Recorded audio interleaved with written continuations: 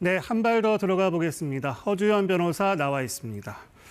윤석열 전 대통령에 대한 구형이 나왔습니다. 징역 10년입니다. 좀 구체적으로 살펴볼까요?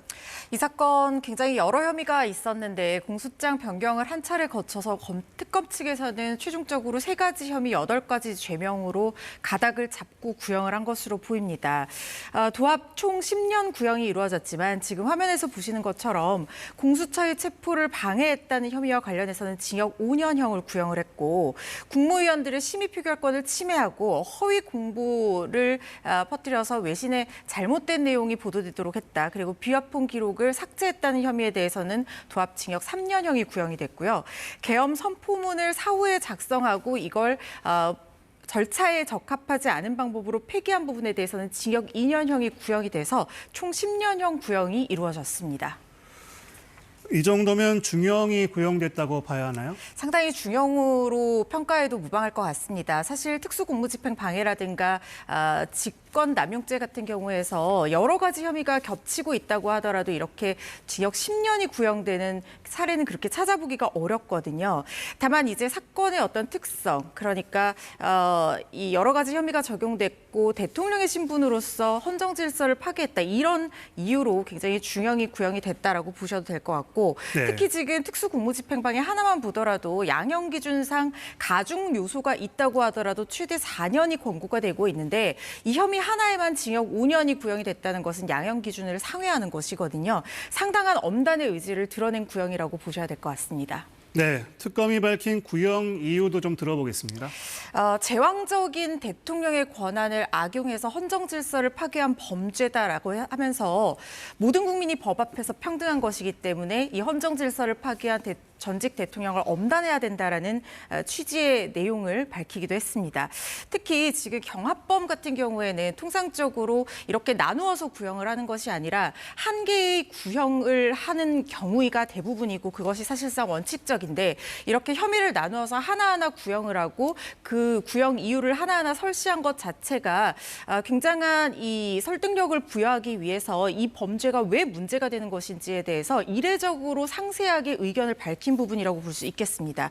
제왕적 대통령제를 바꾸겠다고 대통령실까지 이전한 대통령이 오히려 그 대통령의 권한을 악용해서 법원에서 정식으로 발부된 영장의 집행에 불응하면서 총기와 자신이 지휘하고 있는 경호처 직원들까지 동원해서 무력으로 저항하고 충돌 사항을 만들었다는 것은 굉장히 헌정사상 추이의 이례적인 일이다라고 평가를 했고요. 권력을 사유화한 결과다라고 얘기를 했고 특히 재판에 임하는 태도 역시 자신의 잘못을 인정하거나 반성하지 않고 불법성을 감추는 데 급급하고 있다고 꼬집었습니다. 네, 오늘 윤 전 대통령의 최후 진술도 있었죠. 어떤 내용이었나요? 헌정 질서를 파괴한 것은 자신의 제왕적인 대통령 권한 남용이 아니라 바로 거대 야당의 독재적인 국회 운영과 횡포라고 주장을 했습니다. 이런 부분에 대해서 국민들을 일깨우기 위해서 본인이 어쩔 수 없이 비상계엄이라는 방법을 동원할 수밖에 없었다라고 얘기를 했고 정말 제왕적 대통령이 맞느냐 본인은 그렇게 생각하지 않는다. 왜냐하면 공수처가 수사권이 없음에도 불구하고 위법한 영장을 집행하기 위해서 계엄이 해제됐는데도 불구하고 관저로 내란몰이를 하면서 밀고 들어왔다라고 주장을 했고요. 그렇기 때문에 내란 우두머리 사건이 아직까지 선고가 나오지 않은 만큼 그 사건에 대해서 비상계엄의 위법성을 정확하게 먼저 판단받고 난 뒤에 오늘 구형이 나온 선고도 이루어져야 된다라고 하면서 선고 기일을 미뤄달라고 재차 요청하기도 했습니다. 지금 윤 전 대통령이 받고 있는 재판이 상당히 여러 가지잖아요. 그러면 오늘 구형된 이 재판의 1심 선고도 가장 빨리 나오게 되나요? 그럴 가능성이 상당히 높습니다. 일단 선고기일이 내년 1월 16일로 지정이 됐고 윤 전 대통령 측에서 선고기일을 미뤄달라는 요청을 재차 했음에도 불구하고 필요성이 있을 경우에는 공판을 재개하겠다라는 가능성을 열어뒀지만 이 재판부의 이 절차 진행에 대한 강력한 의지가 엿보이는 부분들이 곳곳에서 확인이 됐기 때문에 예외적인 사과성이 있지 않는 이상 1월 16일 선고가 이루어질 것으로 보이고 그렇다고 하면 가장 먼저 선고가 이루어질 것으로 보입니다. 그러면 이 1심 선고가 다른 재판에도 영향을 미치는 부분이 있을 거라고 보십니까? 영향을 당연히 미치는 부분이 있을 수밖에 없습니다. 왜냐하면 남아있는 재판들 여러 가지가 있을 수 있는데 반드시 윤석열 전 대통령이 피고인인 재판이 아니라고 할지라도 기초적인 사실관계를 함께하는 재판들이 있습니다. 예를 들면 지금 사후 선포문이 위법하게 작성이 됐다라는 것에 대한 판단이 나온다고 하면 한덕수 전 총리의 재판 선고에도 영향을 미칠 수가 있게 되고 수사권 문제 굉장히 많이 논의가 됐었는데 공수처가 수사권이 적법하다는 전제 하에서 판단을 하게 된다고 하면 이 역시 김성훈 전 차장 등이 연루되어 있는 재판의 기초적인 사실관계를 판단하는 데도 영향을 미치게 될 것입니다. 또한 구형이 이례적으로 나누어서 이루어진 부분 역시 선고형은 하나의 주문으로 이루어진다고 하더라도 관련된 재판들의 어떤 가늠자 역할로 이 구형량이 기능할 수 있다는 부분들도 우리가 짚어봐야 될 부분이라는 생각 듭니다. 네, 그리고 김건희 여사 등이 재판에 넘겨진 부분도 좀 살펴보겠습니다. 어떤 혐의가 적용됐나요?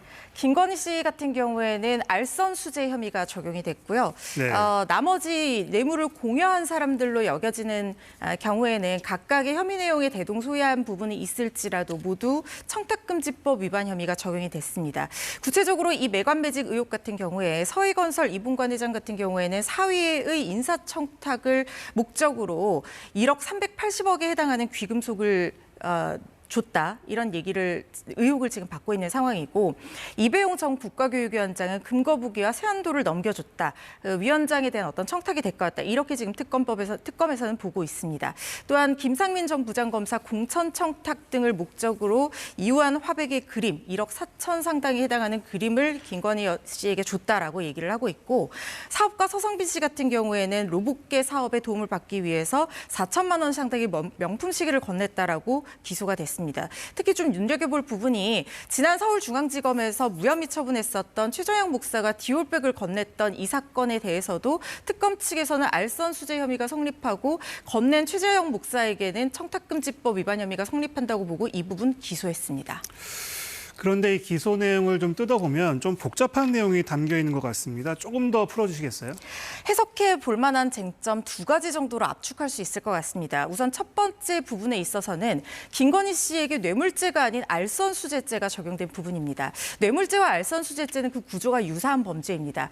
둘 다 공무원의 직무와 관련해서 대가 관계에 있어서 어떤 금품을 수수 요구 약속했을 때 성립할 수 있다는 유사한 구조를 가지고 있지만 두 죄의 결정적인 차이는 공무원이냐 아니냐의 문제입니다. 네. 알선수재 같은 경우에는 공무원이 아닌 사람에게 적용을 할 수 있는 범죄인데 공무원이 아닌 사람이 공무원에게 줄 수 있는 자신의 영향력을 이용해서 공무원 직무에 관해서 내가 도움을 줄 수 있다, 편의를 봐주겠다라는 얘기를 해서 뇌물을 받았을 경우에 성립하는 범죄입니다. 김건희 씨는 대통령의 배우자기는 하지만 공무원이 아니기 때문에 알선수재죄는 적용을 할 수가 있습니다. 그렇지만 뇌물죄를 적용하려면 뇌물죄는 공무원이 직접 뇌물을 받아야 성립하는 범죄이거든요. 그렇다고 하면 윤석열 대통령과의 공범관계가 입증이 돼야지만 뇌물죄로 처벌을 할 수가 있습니다. 그렇지만 지금 김건희 씨가 알선수재죄로만 기소가 됐다는 것은 뇌물죄를 적용할 만큼 윤 전 대통령과의 공범관계를 입증할 만한 증거를 찾지 못했다라는 것으로도 해석을 해볼 수가 있을 것 같습니다. 두 번째 해석할 만한 쟁점은 이배용 국가교육위원장에게 왜 아무 혐의도 적용이 되지 않았느냐. 그러니까 금거부기를 건넨 부분에 대해서는 기소가 되지 않았거든요. 네. 이 부분은 청탁금지법을 적용하기가 어려운 것이 청탁금지법은 공직자 또는 그 배우자가 뇌물을 받았을 경우에만 적용할 수 있는 범죄인데 이 금거부기가 건너간 시점은 이미 이 취임하기 전인, 그러니까 이 민간인 신분인 시점이었거든요. 그렇기 네. 때문에 청탁금지법 적용 대상이 되지 않는다고 봤고 알선수재죄는 공여자를 처벌하는 규정이 없기 때문에 이 부분에 대한 적용은 이루어지지 않은 것으로 보이고 비슷하게 서희건설 이분관 회장 같은 경우에도 목걸이를 건넨 시점이 네. 이미 취임한 이유가 아니라 취임하기 이전 상태에서 건너갔기 때문에 이 부분 역시 처벌 대상에는 포함되지 않았습니다. 그 앞서 말씀하시긴 했지만 그 윤 전 대통령이 이 사안에 있어서 기소 대상에 들어가지 않은 거 어떤 얘기들이 나오고 있습니까? 이 부분은 국수본에 결국에는 남겨진 숙제이지만 이 뇌물죄를 적용할 만큼의 어떤 증거를 수집하지는 못한 상황이다 이런 얘기들이 나오고 있습니다. 네. 최소한 두 사람을 공범관계로 엮으려면 사전에 윤 전 대통령이 인지하거나 암묵적으로나마 모의했다. 정확한 금액이나 수수 사실들에 대해서 구체적으로는 몰랐다 하더라도 최소한 그 인지 여부가 사전에는 있었어야 되는 것이거든요. 또는 네. 암묵적인 의사의 공모는 있었어야 되는데 이 부분에 대해서 윤 전 대통령이 대통령이 부인을 하고 있기 때문에 설령 두 사람이 경제 공동체라고 하더라도 두 사람의 공모 관계를 입증하기 어렵다는 상황이기 때문에 윤 전 대통령까지 기소하지 못한 것으로 보이고 국수본에서 추가적인 증거를 발견해야지만이 비로소 윤 전 대통령과 김건희 씨를 묶어서 뇌물죄로 기소할 수 있는 상황이 될 것으로 보입니다. 네, 허주연 변호사였습니다. 말씀 잘 들었습니다.